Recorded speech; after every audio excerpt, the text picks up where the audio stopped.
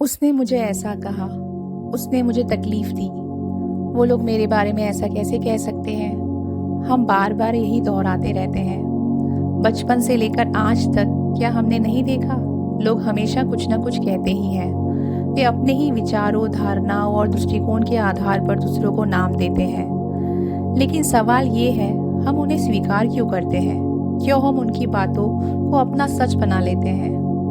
क्यों उनके शब्दों को अपने दिल पर बोझ की तरह लाद लेते हैं? आइए मैं आपको एक भिक्षु की कहानी सुनाती हूँ जो आपको इस सोच से बाहर निकालेगी। एक बार एक भिक्षुक एक गांव से गुजर रहे थे जहाँ के लोग उनके प्रति बहुत द्वेष रखते थे।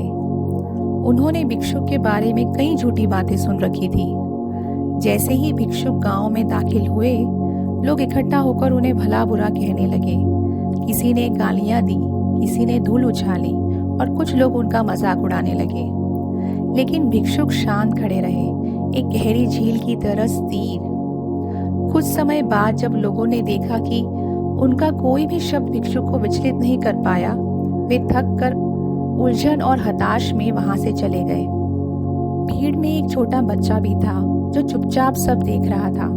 वह धीरे धीरे भिक्षुक के पास आया और बोला, मुझे माफ कीजिए, मेरे माता पिता और बाकी लोगों ने आपके साथ जैसा व्यवहार किया वह गलत था, कृपया उन्हें क्षमा करें।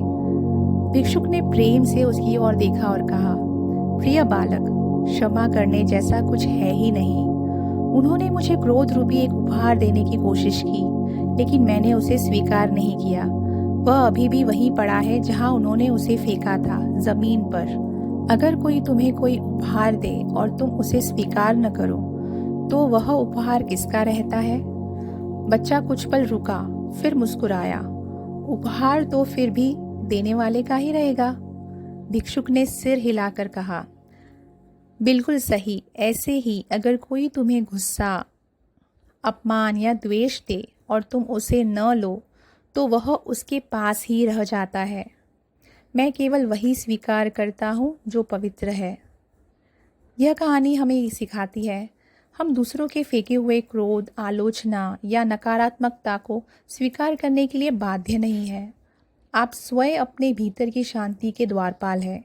केवल वही स्वीकार करें जो आत्मा को एम्पावर करे।